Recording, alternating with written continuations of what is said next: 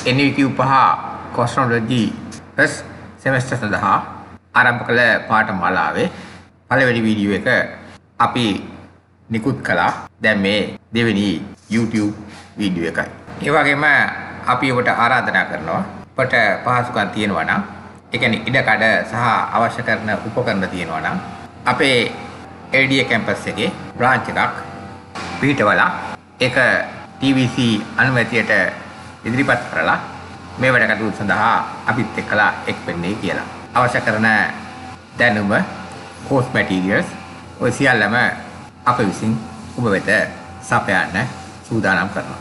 ඒ පළමුව වීඩියෝ එකෙන් අපි වැඩි කාලයක් ගත කරේ NVQ 5 first semester වල තියෙන subject ඔයගලන්ට හඳුන්වා දීමටයි. මේ වීඩියෝ නිෂ්පාදනයේ පරමාර්ථ වශයෙන් අපි සඳහන් කළේ එකක් තමයි RPL විදියට NVQ 5 ගන්න. ඒ කියන්නේ අවුරුදු 10කට වඩා එක්ස්පීරියන්ස් තියෙන අය අයදුම් කළොත් කිසියම් විදියකින් ඒගොල්ලන්ට ලිඛිත පරීක්ෂණයක් නැත්නම් රිටන් ටෙස්ට් එකක් තිබ්බොත් ඒකට මූල දෙන්න ඕන කරන දැනුම ලබා දීම. දෙවෙනි එක තමයි දැනට වෙනත් ස්ථානයක NVQ 5 පාඨමාලාව cosmology අපිට තේරෙන භාෂාවෙන් කියනවා නම් beauty culture වලින් හදාරන අයට අවශ්‍ය කරන බාහිර දැනුම, අමතර දැනුම ලබා දීම සඳහාත් ඒ වගේම අපි ඉදිරියේදී TVEC එකේ අනුමැතියට යටත්ව පිටවීමට සැලසුම් කරලා තියෙන LDA campus branches වල ඉගෙනීමට අවශ්‍ය course material පිළියෙල කර ගැනීම සඳහාත් ඒ වගේම ජාත්‍යන්තරයට යන්න, පිටරට රැස්සාවකට යන්න ඒ වගේ අදහසක් තියෙන අයට ජාත්‍යන්තර විභාග වලට මුහුණ දීම සඳහා අවශ්‍ය කරන විෂය දැනුම මෙන්ම ඉංග්‍රීසි දැනුමත් ළඟා කර ගැනීම සඳහාත් ඔය කියන කාරණා වලට තමයි අපි මේ cosmology NVQ 5 වීඩියෝ සීරීස් එක නිෂ්පාදනය කරලා YouTube හරහා ඔබට නොමිලේ ලබා දෙන්න හේතු වූ කාරණා හැටියටයි අප සඳහන් කළේ. අපි පළවෙනි වීඩියෝ එකේ සඳහන් කළ cosmology semester 1 NVQ 5 විෂයන් 8ම සඳහා මේ විදියට වීඩියෝ සීරීස් අපි YouTube එකට එකතු කරනවා. දැන් අපි NVQ 5 cosmology semester 1 workplace communication management කියන මොඩියුල් එකට නැත්නම් සබ්ජෙක්ට් එකට අදාළව පාඩමේ ඉදිරි කොටස පටන් ගනිමු. අපි කලින් පාඩමේදී කතා කළේ communication sannivedana කියන මාතෘකාව යටතේ. ඒ වෙලාවේදී අපි ඔයගලන්ට දුන්න definition එක බොහොම සරල definition එකක් දුන්නේ. ඒක දැන් මේ screen එකේ ඔයගලන්ට දකින්න පුළුවන්. දැන් අපි තවදුරටත් communication කියන මාතෘකාව යටතේ ඉගෙන ගන්න. The main purpose of communication is the exchange of ideas among the various people working in the organization. තේරුම් ගන්න ඕන නිසා ඕක අපි සිංහලෙන් කියමු. sannivedanaye ප්‍රධාන අරමුණ වන්නේ සංවිධානයේ සේවය කරන විවිධ පුද්ගලයන් අතර අදහස් හෝමාරු කර ගැනීම. ඒකෝර අපි මේකේ තියෙන ඉංග්‍රීසි වචන ටික ඉක්මනින් බලමු. main කියන්නේ ප්‍රධාන, purpose කියන්නේ අරමුණ නැත්නම් පරමාර්ථය, exchange කියන්නේ හෝමාරුව, ideas කියන්නේ අදහස්, among කියන්නේ අතර, various කියන්නේ විවිධ, organization කියන්නේ සංවිධානය නැත්නම් ආයතනය. ඔය වචන ටික තමයි අලුත් වචන ටික හැටියට පේන්නේ. එතකොට මේක වාක්‍ය හදන හැටි ඔය වගේ විතර කතා කරන්න ගියොත් මේක ඉංග්‍රීසි පන්තියක් වීම බලපන්න බෑ.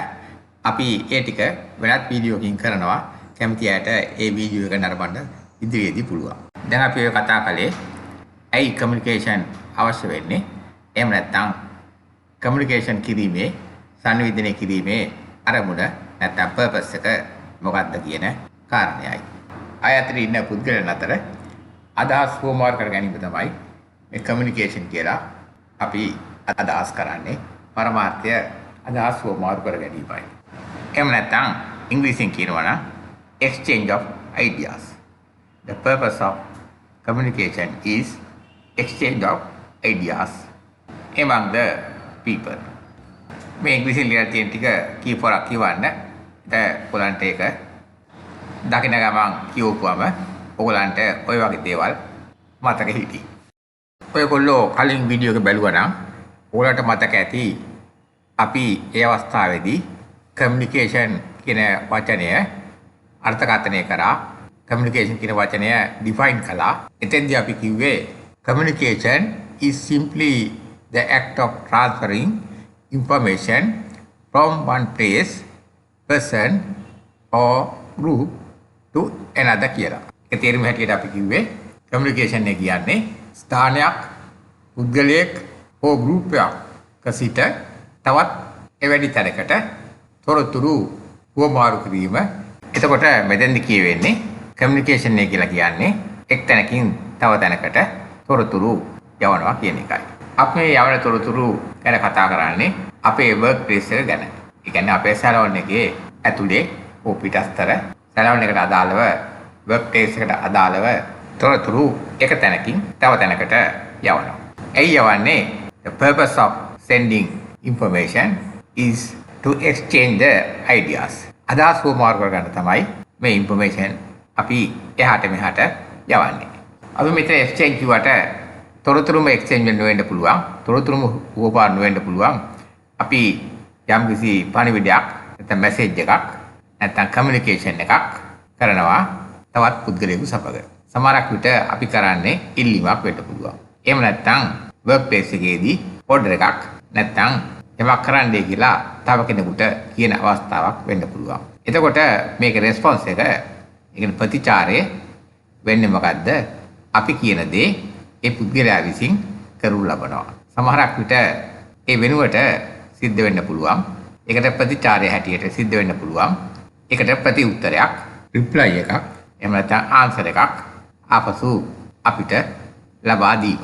එතනත් වෙන්නේ ඒ communication එක තමයි. අපේ purpose එක ඒ communication එකෙන් කෙනෙකුට අපිට අවශ්‍ය දේ දැනීම උනත් ඒක ප්‍රතිචාරය අපි බලාපොරොත්තු නොවන දෙයක් වෙන්න පුළුවන්.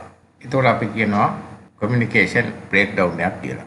බිඳ වැටීම නැත්නම් කඩා වැටීම තමයි මේ breakdown කියන වචනේ සිංහල තේරුම. සමහරක් වෙලාවදී communication breakdown එකක් කියන වචනේ වෙනුවට අපි කියනවා communication failure එකක් කියලා. ඒ කියන්නේ communication එක නිසි පරිදි සිදු වෙලා නැහැ. අපිට අවශ්‍ය තැනට පරිවිඩේ යන්නත් පුළුවන්, නොයන්නත් පුළුවන්. එහෙම ගියත් ඒ පරිවිඩෙන් ඒ communication එකෙන් සිදු යුතු දේ සිදු වෙලා නැතිවීම.